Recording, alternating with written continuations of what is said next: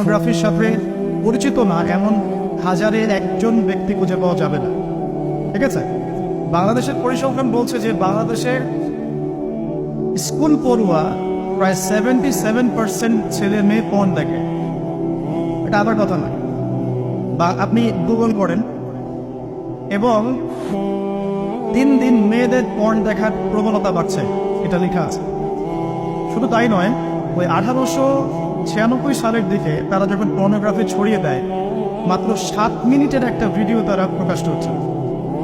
ঠিক আছে, এবং তার নামও তারা দিয়েছিল, আমার নামটা ঠিক খেয়াল নাই, আর আমি এগুলো ফিল্মস দেখিনি, আমি গুগলের নামটা দেখেছি, কি নাম ছিল। তো তখন থেকে নিয়ে এই পর্যন্ত এই যে নীল সংস্কৃতি চালু করে দেয়া, এটা শুধু পশ্চিমাদের মধ্যে সীমাবদ্ধ থাকে নাই, পুরো বিশ্বের মধ্যে ছড়িয়ে দেওয়া হয়েছে। এবং আপনি পরিসংখ্যান দেখবেন যে এই নীল সংস্কৃতিতে সবচাইতে বেশি যারা পারদর্শী তারা হচ্ছে মার্কিন যুক্তরাষ্ট্রে। এবং এই ব্লু ফিল্মস পুরো বিশ্বে একটা ইন্ডাস্ট্রি চালু করেছে, এর নাম হচ্ছে পর্ন ইন্ডাস্ট্রি। ঠিক আছে, এবং আপনি এবার শুনলে অবাক হবেন যে এই পর্ন ইন্ডাস্ট্রি প্রতি বছরে 97 বিলিয়ন ডলারের ব্যবসা করে। 97 বিলিয়ন ডলারের ব্যবসা করে পর্ন ইন্ডাস্ট্রি সারা ওয়ার্ল্ডে। 1 বিলিয়ন সমান সমান কত? 100 কোটি। 1 বিলিয়ন সমান 100 কোটি। 100 কোটি ডলার টাকা দিয়ে হিসাব করে দেখেন কত টাকা হয়। 97 বিলিয়ন ডলারের ব্যবসা হয় প্রতি বছর এই পর্ন ইন্ডাস্ট্রির মধ্য দিয়ে। এবং এই ইন্ডাস্ট্রির ফিল্মসগুলো হলিউড বলিউডের চেয়ে বেশি শ্যুট করা হয়। এবং আমেরিকার লস অ্যাঞ্জেলেস নামক একটা জায়গা আছে না, এটাকে বলা হয় পর্নের স্বর্গরাজ্য। মানে এখানেই সব পর্নের শুটিংগুলো আগে হতো। একটা পর্যায় থেকে সেখান থেকে সরিয়ে ক্যালিফোর্নিয়া নিয়ে আসা হয়েছে।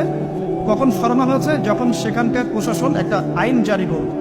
কি আইন জারি করলো? যে এখানে শুটিং করতে হলে বাধ্যতামূলক পর্ন ব্যবহার করতে হবে। নাউজুবিল্লাহ পড়বেন না। তো তারা এটা ব্যবহার করার পক্ষপাতী না, তখন ওখান থেকে ইন্ডাস্ট্রি সরিয়ে ক্যালিফোর্নিয়ার দিকে নিয়ে যাওয়া হয়েছে। তো শুধু আমেরিকায় প্রতি বছর 10 থেকে 12 বিলিয়ন ডলারের ব্যবসা করে এখানে। দ্বিতীয় স্থানে আছে ইউরোপের কান্ট্রি ব্রিটেন, তারপরে আছে সাউথ আফ্রিকা, তারপরে অন্যান্য কান্ট্রি জার্মানি, এদিকে আপনার সুইডেন, ফিনল্যান্ড, আমাদের উপমহাদেশে অনেক কান্ট্রিও আছে। ঠিক আছে, তো এই যে নীল সংস্কৃতি সারা ওয়ার্ল্ডে তারা ছড়িয়ে দিল, এখান থেকে আমি একটা নাম চুজ করেছি আর কি, যে নীল দর্পণ। আমি কিন্তু লেকচারে এখানে যাইনি, জাস্ট ইন্ট্রোডাক্টরি কিছু কথা বলবো যে নীল দর্পণ নাম তুমি কেন দিয়েছে এই কারণে। তো মূল লেকচারে যাওয়ার আগে আমি আপনাকে একটা পরিসংখ্যান দেখাই। তার আগে বলে দিই যে এর ফলশ্রুতিতে শুধু যে ধর্ষণ বেড়েছে এমনটা নয়, বরং সমকামিতাও বেড়েছে। এখনকার পরিসংখ্যান বলছে মার্কিন যুক্তরাষ্ট্রের 52% মানুষ মনে করে যে সমকামিতাকে স্বীকৃতি দেওয়া উচিত, এবং 41% মানুষ মনে করে দেওয়ার দরকার নেই। কিন্তু আইনত এটা লিগালাইজড, এটা ওদের বাক স্বাধীনতা। এটা কানাডা অনেক আগেই করেছে, ব্রিটেনেও আছে, অস্ট্রেলিয়াও স্বীকৃতি দিয়েছে, এবং দিন দিন আস্তে আস্তে আমাদের ভারত থেকে শুরু করে আমাদের দেশে পর্যন্ত এগুলোর বিস্তার বেড়ে গেছে। এবং তারা এখন সংগঠন তৈরি করেছে, তাদের ফ্ল্যাগ আছে, তারা অধিকারের কথা বলে, তারা স্বীকৃতি চায়। এবং পর্ন সম্পর্কে পড়তে গেলে দেখলাম যে নর্মালি পর্নের যে ভিডিওগুলো হয় এগুলো হচ্ছে চলচ্চিত্রের মতো, জাস্ট যেমন একটা নায়ক নায়িকা শুটিং করেন, গায়ক গায়িকা যেমন শুটিং করে, ঠিক এরকম করেই ফিল্মস শুট করা হয়। আপনি যখন এটা সার্চ করবেন দেখবেন পর্ন ইন্ডাস্ট্রি থেকে বের হয়ে আসা কিছু ওদের কথা মতে পর্ন স্টার, তারা সাক্ষাৎকার দিয়েছে যে এই জগৎটার সম্পূর্ণটাই হচ্ছে মিথ্যা এবং ফেক। যা দেখানো হয় এটা টোটালি ফেক। এবং কোনো কোনো ক্ষেত্রে তাদেরকে বাধ্য করে জালের মধ্যে ফেলে এই ইন্ডাস্ট্রির মধ্যে অনুপ্রবেশ করানো হয়, যেখানে ওদের কোনো ইচ্ছাও থাকে। একবার জড়িয়ে গেলে প্রথমে সেখান থেকে আর বের হতে পারে না। শুধু তাই নয়, যখন তাদের শরীর কাজ করে না তখন তাদেরকে উত্তেজক এমন কিছু পদার্থ দেওয়া হয়, এমন কিছু হাইপার ডোজ মেডিসিন দেওয়া হয়, যার ফলশ্রুতিতে তারা ব্যাক টু ব্যাক দেখা যায় যে অনেক লম্বা টাইম তারা নাকি সেক্স করতে পারে নাউজুবিল্লাহ। তো এগুলো তাদেরই কথা, এটাতে আসক্ত নয় এমন মানুষ খুঁজে পাওয়া দুষ্কর। বাংলাদেশের রিপোর্ট বলছে যে বাংলাদেশে এখনকার ইয়াং জেনারেশনের মধ্যে 92% পর্ন দেখে। কত পার্সেন্ট? 92%। এবং পর্ন যে ওয়েবসাইটগুলো আছে যেগুলো এত বেশি শক্তিশালী, এগুলোকে হ্যাক পর্যন্ত করা সম্ভব নয়। 2014 সালে বাংলাদেশের গভর্নমেন্ট যে ছিল আমি জানি না, আমি আসলে এদিকে পলিটিক্সের খবর খুব একটা রাখি না, তারা 244টা পর্ন সাইটকে বন্ধ করে দিয়েছে। কিন্তু এমন একটা অ্যাক্সেস তারপরেও চালু ছিল যে অন্য থ্রু দিয়ে এগুলোতে ভিজিট করা যেত। সবচেয়ে বেশি পর্ন সাইট যেগুলোতে ভিজিট করা হয় তার মধ্যে এই সাবকন্টিনেন্ট বা ভারতবর্ষ অন্যতম। ঠিক আছে, তো এগুলোর ফলশ্রুতিতে শুধু ধর্ষণ বেড়েছে এমন নয়, বরং সমকামিতাও বেড়েছে। এবং দেখা যাচ্ছে যে এখন প্রতি 10 জন মানুষের মধ্যে একজন নাকি, এটা রিপোর্ট, প্রতি 10 জনের মধ্যে নাকি একজন বিপরীত লিঙ্গের দিকে নয় বরং স্বলিঙ্গের দিকে আকর্ষিত হচ্ছে। এবং এই মহামারীগুলো দিন দিন বাড়ছে।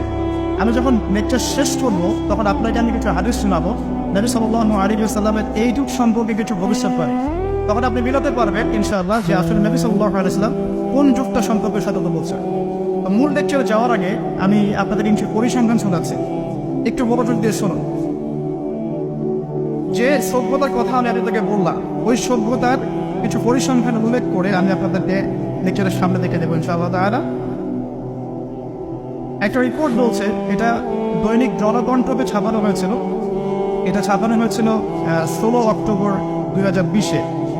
যে তারা ওয়ার্ল্ডের টপ 10 যে কান্ট্রিজ ধর্ষণের দিক থেকে, নারী নির্যাতনের দিক থেকে এদের একটা তালিকা তৈরি করে। এবং এই তালিকায় একটু গেস করেন কোন দেশ টপে আছে। যে বলেন, বুঝতে পারছি না, ইন্ডিয়ার সবচেয়ে টপে আছে ইউএসএ। ঠিক আছে, আমি আপনাকে পরিসংখ্যান দেখাচ্ছি, তারপরে আমি মূল লেকচারে যাবো ইনশাআল্লাহ। যে দেখা যাচ্ছে পুরো ইউরোপের, পুরো পশ্চিমা সভ্যতা ইউরোপের যারা হচ্ছে এখনকার মধ্যবিত্ত কান্ট্রিগুলোর, উন্নয়নশীল কান্ট্রিগুলোর রোল মডেল বলি আমরা, তাই না? আমরা তো সবখানে ইউরোপ বানাতে চাই। ইভেন আমাদের দেখা যায় অনেক ক্ষেত্রে মিডল ইস্টের, মধ্যপ্রাচ্যের কোনো কোনো কান্ট্রির লিডার বলছে যে আমরা এত সালের মধ্যে মধ্যপ্রাচ্যকে ইউরোপ বানিয়ে ফেলবো। ঠিক আছে, তো আমরা ইউরোপ বানাতে চাই। তো ইউরোপের দেখা যায় যে 15 বছরের কম, পুরো ইউরোপে 15 বছরের কম 33% মেয়ে 15 বছরের আগেই কারো না কারো দ্বারা শারীরিক নির্যাতনের শিকার হয়েছে, যৌন নির্যাতনের শিকার হয়েছে। আচ্ছা, সামনে আসেন।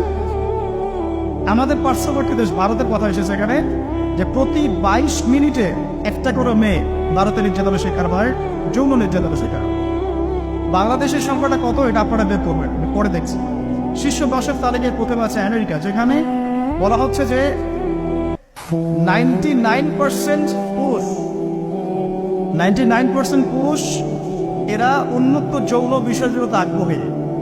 ঠিক আছে, 1% পুরুষ চাচ্ছে যে ফ্যামিলি হোক, নর্মাল আমি ইসলামিক যেটা চিন্তা করি, ফ্যামিলি হোক, বিয়ে শাদী হোক, তারপরে বাচ্চা কাচ্চা হবে, এটা তারা 1% মানুষ চায়। ফ্রি সেক্সুয়াল যে রেভলিউশন, এটাতে 99% পুরুষ বিশ্বাস করে। তারপরে আসেন, তারা বলছেন যে এখানে আমেরিকাতে প্রতি 6 জন মেয়ের মধ্যে একজন ধর্ষণের শিকার হয়। প্রতি 6 জন মেয়ের মধ্যে একজন ধর্ষণের শিকার হন।